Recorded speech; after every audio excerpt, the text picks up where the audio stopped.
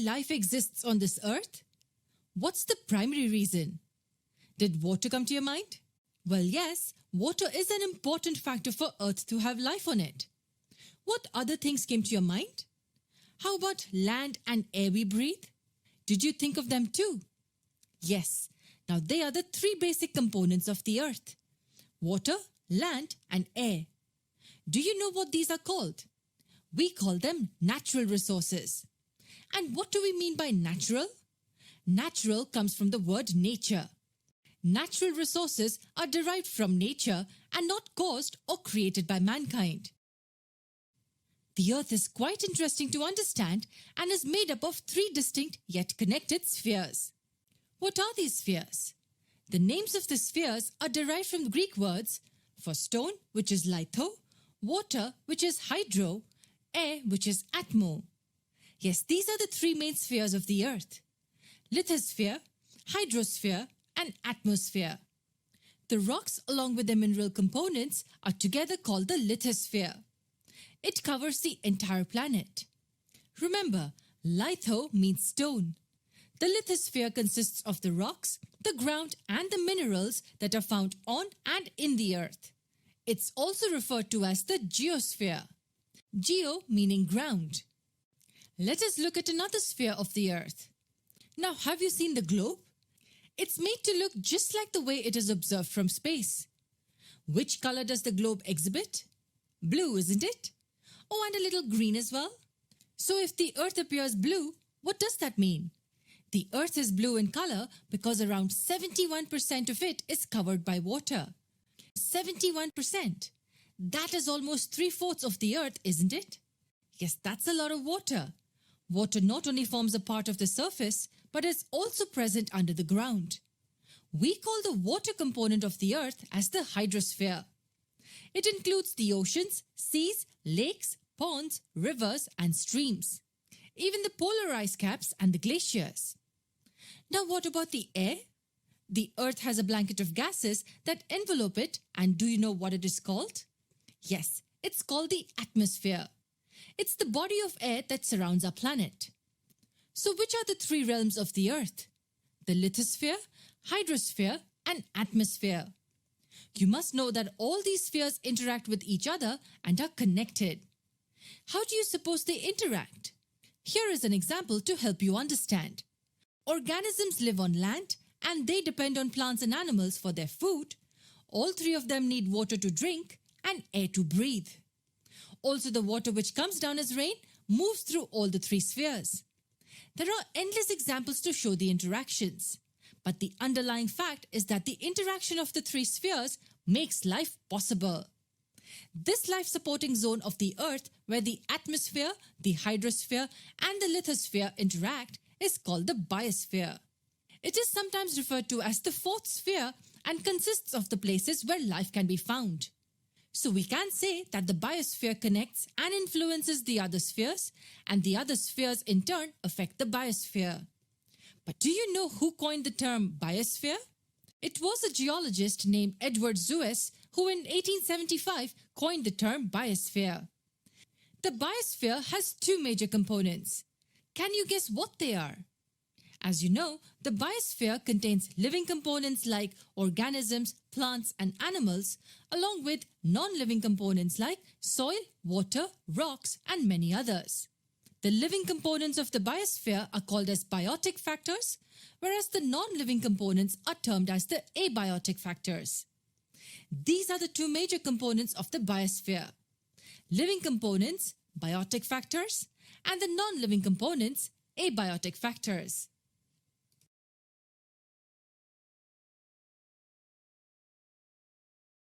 The Earth has a blanket that envelopes it, doesn't it? What do we call it? That's correct. It's called the atmosphere. Do you think the atmosphere is composed of just one type of gas? You must have heard the names of gases like nitrogen, carbon dioxide, oxygen, and many others. So air, after all, is not just made up of a single type of gas. What is it then? Yes, it is a mixture of gases, and they are present in different proportions in the atmosphere. But it is important to know that life on Earth depends on the constitution of the gases. Which gases do humans need to survive? Oxygen, right? We breathe in oxygen, and so do many other living organisms. Without the presence of oxygen in the atmosphere, human life wouldn't be a possibility on the Earth. What about other planets? Do other planets have oxygen? Well, so far, none of them seem to have a good proportion of this life-giving gas. What about planets like Venus and Mars? Do you know which gases are present there? In these planets, carbon dioxide forms a major part of their atmospheric gas composition. That is precisely why humans and plants cannot survive easily on these planets. We cannot breathe in carbon dioxide. But hold on, the Earth's atmosphere too contains carbon dioxide. Is it a useless gas then? Of course not. As we know, plants require carbon dioxide during photosynthesis to make food for the plant. Even the marine animals use carbonate compounds to make their shells. After all, carbon dioxide is not completely useless as it is an important gas for some organisms. Nitrogen too is an important gas, and we will study each of these in detail in the later videos. What is another important use of the atmosphere? The atmosphere plays a very important role in climate control. How does the atmosphere control the climate? Do you know the Earth can suddenly heat up during the day and be extremely cold at night? What prevents such a possibility? It's the atmosphere which helps to regulate the temperature. As air is a bad conductor of heat, it helps to keep the temperature steady by helping the temperature to transform gradually. What about our natural satellite, the moon? Because of absence of an atmosphere, there is a wide range of temperature difference on the moon. The day temperature of the moon can be as high as 110 degrees Celsius, while the night temperature drops to negative 190 degrees Celsius. That is a whopping 300 degrees Celsius difference. But that is not the case with our planet, the Earth. We humans will not be able to withstand such massive temperature variations. Thanks to the atmosphere, which really does an amazing job of regulating temperature on Earth. There are minor variations in the temperature though, but did you know that this very temperature variation helps create winds? Do you want to know how? You must watch our next video. Last video, we saw how important the atmosphere is. In this video, let us look at how the phenomenon of winds take place. Have you ever observed a wind vane or a wind direction indicator? What are they principally used for? Surely to help us understand the direction of the winds. Do we experience several types of winds? Yes, we do. At times, we have strong winds, while other times we experience a gentle breeze. We enjoy the cool evening breeze and avoid the hot air on a summer day. How do we have such a variety of winds? What's responsible for this? I'd given you a hint in the previous video. It is the changes of temperature in the atmosphere that creates winds. Really?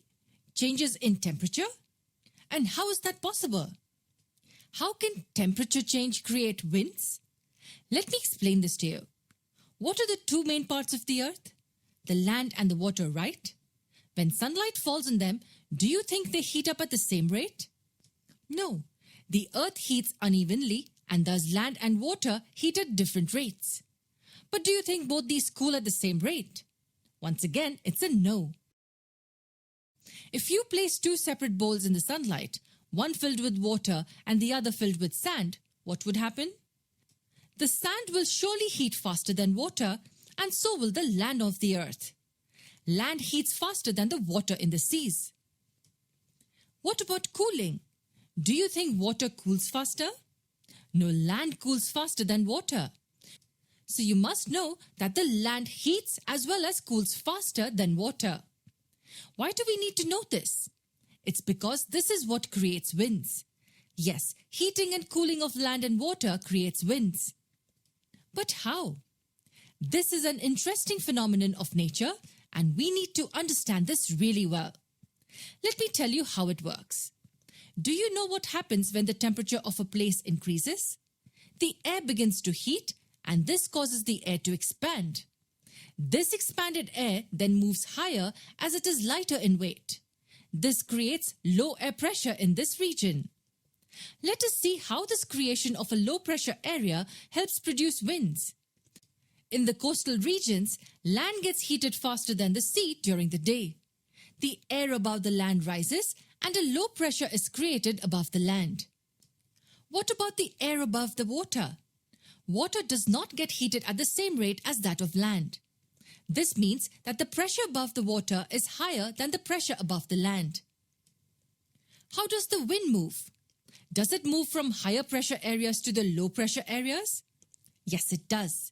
Therefore, during the day, as the air above the land has risen up, the denser air over the sea will move to take in the place of the air that has risen up above the land. This will cause a movement of air molecules, which we call the wind. Here the wind is blowing from the sea to the land during the day, so we call it the sea breeze. What happens at night? When the sun is gone, the land cools faster than the water. However, the temperature of the water is higher than the land. The air above the water has risen up and has created a low pressure zone. The air will now move from land to sea as the pressure on land is higher than the air pressure over the water.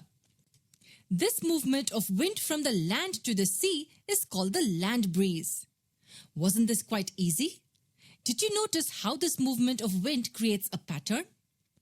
The air above the land gets heated and rises upwards as it is hot air. It goes above and gets cooled and comes down once again to take the place of the risen hot air. These are called as convection currents because the hot air rises after expanding due to heat and the cool air sinks, thus creating a cyclical movement. So what are winds exactly? They are nothing but the movement of air from an area of higher pressure to that of a lower pressure. Do you think only temperature affects the movement of winds? What if the direction of a wind is blocked by a mountain? Will this barrier affect the wind? Yes, surely it will. It will block the wind and prevent it from moving forward. Even the rotation of Earth can affect the direction of winds. You will study them in detail in the geography subject. In our next video, let us see how winds are important for the phenomena of rain.